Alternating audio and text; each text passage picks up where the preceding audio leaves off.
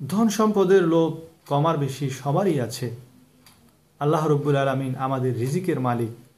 এই রিজিক আমরা কিভাবে পাই তার এমন একটা আমল যা আপনারা অনেকে হয়তো জানেন না, এবং এই বিষয়ে কোনো ভিডিও আমি অনেক সার্চ করেও পাইনি। এই হাদিস শরীফের মাধ্যমে, একটা হাদিস শরীফের মাধ্যমে সে আমলটি আমি আপনাদের সাথে শেয়ার করব।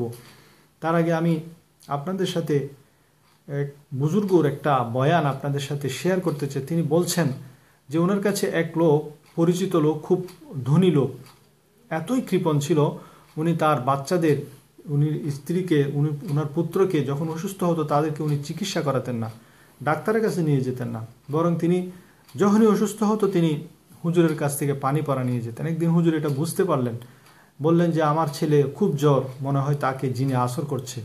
তো হুজুর বলছে না, জিনে আসর করে না, তার এটা শারীরিক অসুস্থ, তুমি তাকে ডাক্তারের কাছে নিয়ে যাও। কিন্তু সে চাচ্ছে যে হুজুর পানি পড়া দিক, সে পানি পড়া দিয়ে সে কাজ চালিয়ে দিবে। সেটা যখন হুজুর বুঝতে পারলো, তাকে অনেক নসিহত করলো যে কৃপণতা যাতে ছেড়ে দেয়, সে যাতে এই ধরনের কৃপণতা না করে। এই ধরনের কৃপণতার কারণে মানুষের রিজিকের মধ্যে বরকত চলে যায়, আয় রুজি রোজগারের মধ্যে বরকত চলে যায়। এটা কিন্তু 100% সত্য কথা।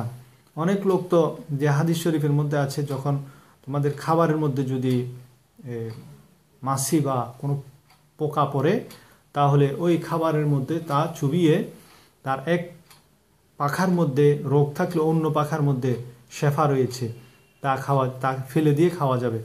এমনও অনেক কৃপণ আছে, তারা কি করে, ওই পোকাটা তো ফেলে দিবে, কিন্তু পোকার সাথে যে খাদ্যটা লেগে আছে সেটা চুষে ফেলে দিবে, নাউজুবিল্লাহ। এই ধরনের মারাত্মক রকমের কৃপণ লোকও আছে। তো আমাদেরকে কৃপণতা থেকে বাঁচতে হবে। অনেক লোক আছে যারা ঘরের মধ্যে, তার মা বাবা অসুস্থ, তাদের চিকিৎসা খরচ তাকে বহন করতে হচ্ছে।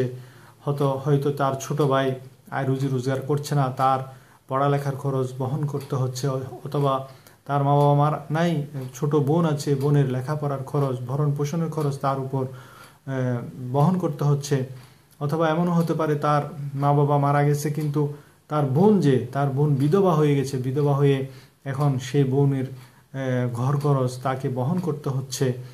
বোনের ছোট ছোট বাচ্চারা আছে যারা অসহায়, দুর্বল, তাদের দেখাশোনা করতে হচ্ছে, তাদের খরচাপাতি দিতে হচ্ছে। এমনও আছে ঘরের মধ্যে স্ত্রী, সে কোনো, আমাদের মুসলমান ঘরের স্ত্রীরা তো আয় রুজি রোজগার করে, তারা দুর্বল, মেয়ে ছোট ছোট বাচ্চারা রুজি রোজগার করতে পারে, তারা দুর্বল, তাদের পড়ালেখার খরচ, তাদের ভরণ পোষণের খরচ সব কিছু একজন ঘরের কর্তা যিনি, ওনাকে বহন করতে হয়। অনেক সময় তার চিন্তা আসতে পারে যে আমি কেন সবার জন্য খরচ করব, কিন্তু না, আজকে আমি এমন একটি, আমার প্রিয় নবী করিম সাল্লাল্লাহু আলাইহি ওয়াসাল্লাম এত সুন্দর একটা হাদিস আপনাদের সাথে শেয়ার করব। আজকে সেটি যদি শুনেন, তাহলে আপনি তাদের জন্য খরচ করতে আরও উৎসাহী হয়ে যাবেন। কারণ নবী করিম সাল্লাল্লাহু আলাইহি ওয়াসাল্লামের যে হাদিসের মফহুম সেটা হলো যে আল্লাহর নবী বলতেছেন, তোমাদের রিজিক যে তোমরা প্রাপ্ত হচ্ছ, তোমাদের ঘরের যে দুর্বল লোকরা আছে এবং যে সমস্ত অসুস্থ লোকেরা আছে, তাদের কারণে তোমাদেরকে আল্লাহ তাআলা রিজিক দিয়ে থাকেন। আমাদের রিজিক তো নির্ধারিত, সেটা আমি জানি, কিন্তু রিজিক দিয়ে থাকেন মূলত, রিজিকের মধ্যে বরকত দিয়ে থাকেন, যা আপনার রুজি রোজগারের মধ্যে বরকত হচ্ছে, আপনার চাকরির মধ্যে প্রমোশন হচ্ছে, আপনার ব্যবসার মধ্যে তরক্কি হচ্ছে। এই সবের পিছনে নিশ্চয়ই ওই আপনার ঘরের মধ্যে যে দুর্বল, অসহায় কিছু লোক আছে, অসুস্থ লোক আছে, তাদের যে আপনি খেদমত করছেন, তাদের দেখাশোনা করছেন, তাদের ভরণ পোষণ করছেন, এর বিনিময়ে আল্লাহ রব্বুল আলামিন আপনাকে এত বেশি পরিমাণ রিজিক দিচ্ছেন, অথবা রিজিকের মধ্যে আপনার বরকত দান করছেন, আপনার কামাই রুজির মধ্যে বরকত দান করছেন, তা আপনি কল্পনাও করতে পারেন না। সেই জন্য আপনি যার উসিলায়, যার কারণে আল্লাহ রব্বুল আলামিন আপনার রিজিকের মধ্যে, আপনার রুজি রোজগারের মধ্যে বরকত দিচ্ছেন, আপনি তার জন্য কেন অন্তর খুলে খরচ করবেন না? কেন কৃপণতাহীনভাবে, কোনো ধরনের কৃপণতা ছাড়া তার জন্য খরচ করবেন না? তাই আপনার ঘরের যে আপনার সন্ততির জন্য যে খরচটা করবেন, সেটাও আপনি অন্তর খুলে খুব খোলা মনে খরচ করুন। আপনার পরিবারের জন্য যে খরচটা করবেন, খোলা মনে খরচ করুন।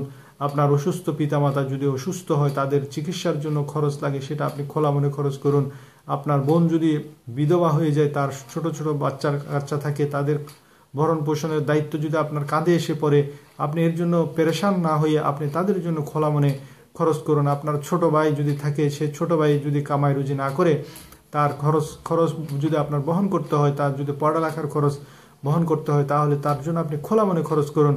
আপনার বোনটি এখনো বিয়ে হয়নি, তার বিয়ের ব্যবস্থা করা এবং তার বিয়ে শাদী দেওয়ার ব্যাপারে এবং তার ভরণ পোষণের ব্যাপারে আপনাকেই দায়িত্ব গ্রহণ করতে হবে। যেহেতু আপনার বৃদ্ধ পিতামাতা অসুস্থ হয়ে গেছেন অথবা তারা দুনিয়া থেকে বিদায় নিয়েছেন, এখন আপনি ভাই হিসেবে আপনার দায়িত্ব হলো তার সেই ধরনের ভরণ পোষণ, বিয়ে শাদীর ব্যবস্থা, এই সমস্ত কিছুর মধ্যে আপনাকে খরচ করা। কারণ সে ঘরের মধ্যে একজন দুর্বল নারী।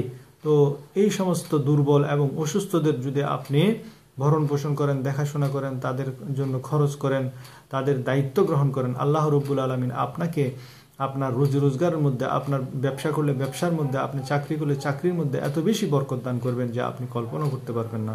আল্লাহ রব্বুল আলামিন আহকামুল হাকিমিন আমাদেরকে বুঝার এবং আমল করার তৌফিক দান করুন। আমিন। আসসালামু আলাইকুম ওয়া রাহমাতুল্লাহ।